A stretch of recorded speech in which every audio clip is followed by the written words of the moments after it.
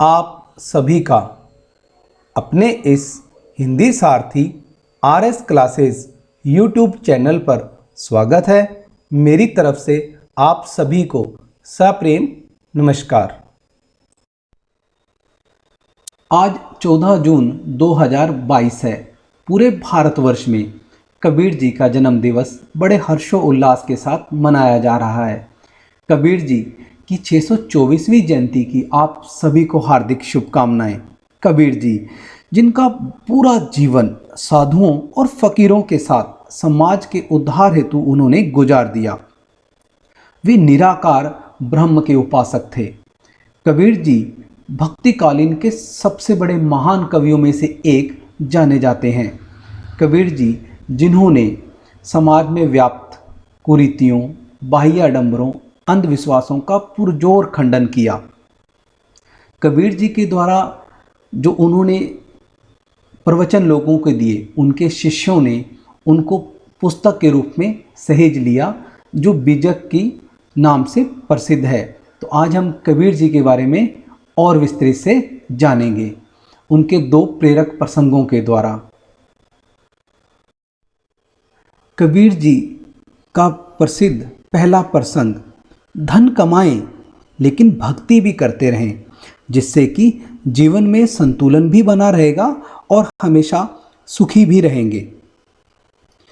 एक दिन एक व्यक्ति ने कबीरदास जी से पूछा कि आपको सभी भक्त कहते हैं, लेकिन आप तो हमेशा कपड़ा बुनते रहते हैं, तो भगवान का ध्यान कब करते हैं?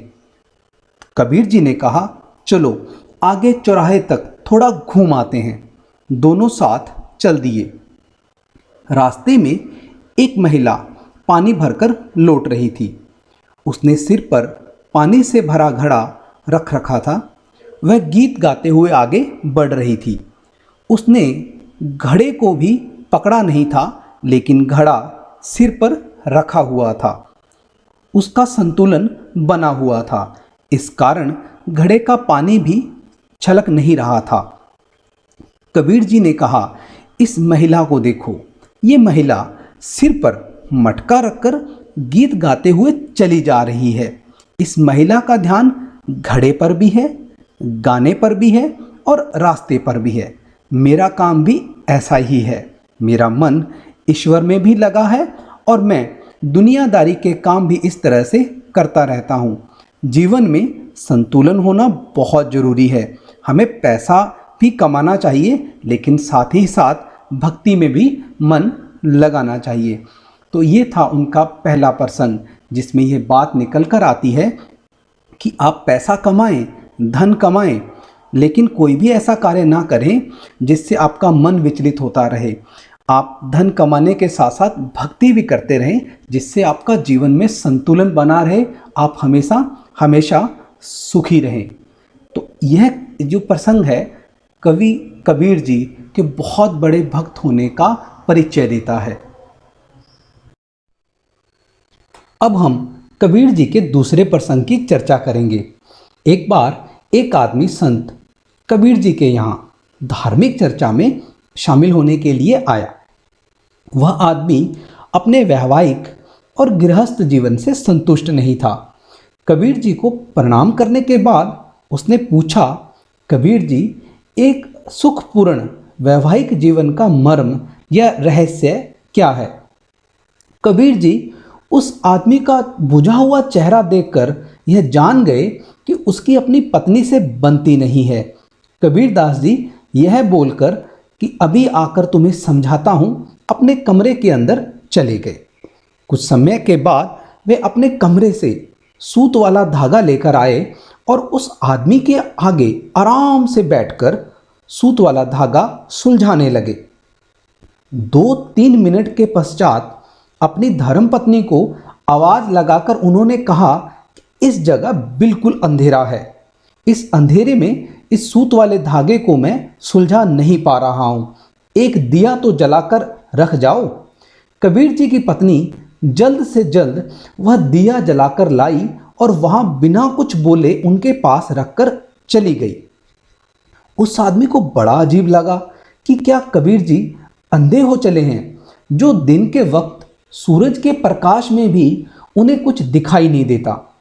और तो और इनकी धर्मपत्नी भी कैसी है, उन्होंने बिना कुछ पूछे हुए, उनसे बिना कोई प्रश्न किए हुए जलता हुआ दिया रखकर चली गई। अभी वह आदमी यह सब सोच ही रहा था कि कबीरदास जी की पत्नी 2 गिलासों में दूध भरकर ले आई। एक गिलास उस आदमी के पास रख दिया और दूसरा कबीर जी के हाथ में दे दिया। दोनों आराम से दूध पीने लगे।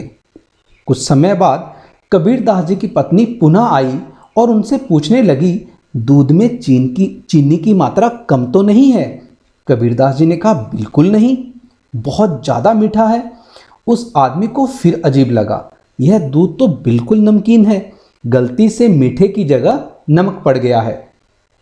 वह आदमी क्रोध में खींचकर बोला, कबीर जी, मेरे सवाल का जवाब तो आप दे नहीं सके तो मैं यहाँ से प्रस्थान करूँ? कबीर जी बोले, महाराज, इतने अच्छे से तो आपको समझा दिया, और क्या समझना चाहते हो? विस्तृत रूप से जानना चाहते हो तो सुनो।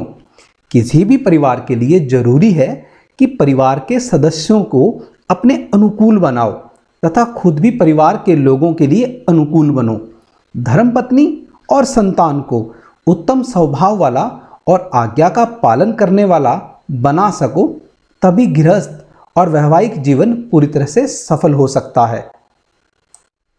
वह आदमी कबीरदास जी की बात का मर्म अर्थ समझ गया और शांतिपूर्वक अपने घर की ओर चल दिया। तो इस प्रसंग से यह बात निकल कर आती है कि कबीर जी किस प्रकार साधारण जीवन जीते हुए भी अपने ज्ञान और अपने विवेक से अपने आसपास आए हुए लोगों के दुखों का निवारण किस प्रकार से बड़ी आसानी से कर दिया करते थे। तो यह था कबीर जी का दूसरा प्रसंग। कबीर जी का जन्म सन 1398 ईस्वी में लहरतारा नामक क्षेत्र के आसपास माना जाता है। इनका जन्म एक हिंदू माता के गर्भ से हुआ और बाद में इनका पालन पोषण एक मुस्लिम परिवार ने किया था।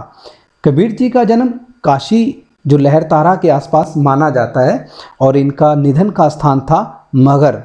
अपने मृत्यु के दिनों में इन्होंने काशी को छोड़कर मगहर में अपना डेरा जमा लिया था। तब ये किंवदंतियाँ रीतियाँ फैली हुई थी कि जिसका निधन काशी में होता है उसको मोक्ष मिलता है और जो काशी से बाहर जिसका निधन होता है उसे मोक्ष नहीं मिलता। तो यह एक इस कुप्रथा का खंडन करने के लिए कबीर जी अपने अंतिम दिनों में मगहर चले गए थे। कबीर जी के जो शिष्य थे उन्होंने उनके प्रवचनों को सहेजा और बीजक पुस्तक में उनके प्रवचनों को लिखा, जिसके 3 प्रमुख भाग हैं, सबद, साखी, रमैणी। संत कबीर जी के दोहे पूरे विश्व भर में ही प्रसिद्ध हैं।